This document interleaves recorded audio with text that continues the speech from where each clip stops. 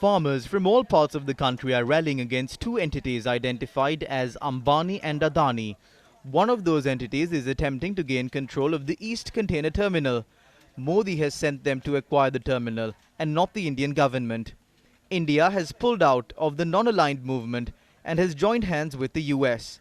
If they are planning on giving away the terminal to a country that has withdrawn from the non-aligned movement and has joined hands with an imperialist country, I wish to express my objection towards that, not due to economic problems, but because of geopolitical problems.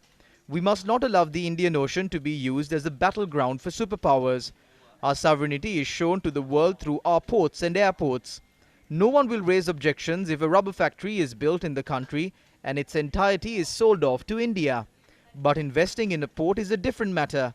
The British, Dutch and the Portuguese invaded our country, primarily targeting our ports.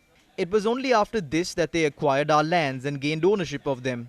King Rajasingha II sold off the small port of Kodiyar near the Trincomalee port secretly to Napoleon of France without even informing the cabinet of ministers.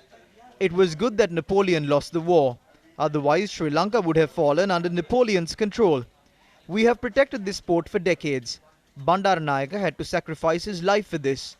The recognition of ports as a national asset was the main slogan during the 1956 election. Disputes arose within the government while recognizing ports as public assets. It was Vimal Vijayawardena who led the struggle for this.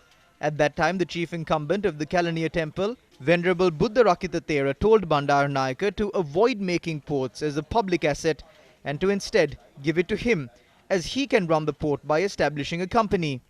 A company was already built at that time, but Bandaranaike refused to buy into that request. He made ports a public asset.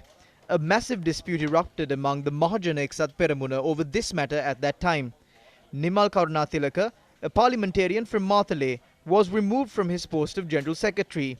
Afterwards, Philip Gunawardena, William Silva and Minister Lakshman Rajapaksa left the party. About 10 members resigned at that time. After this took place, Bandaranaike was assassinated by a Buddhist monk. Bandaranaike was assassinated because of the port, as it was not privatized. Therefore, this port is of national and economic importance and has been made a public asset since the leaders of this country have even sacrificed their lives over this. This is our battleground. Therefore, we call on the President and the ministers to reconsider their decision. Based on the global situation, they can invest in another entity if there is a requirement. We cannot give away our ports and airports. We do not have to give it away to any country, even if it is China. එයාපෝට්ස් අරවා මේව දෙන්න බෑ කාටවත් කිසිම රට චීනෙටවත් කාටවත් දෙන්න අවශ්‍ය නැහැ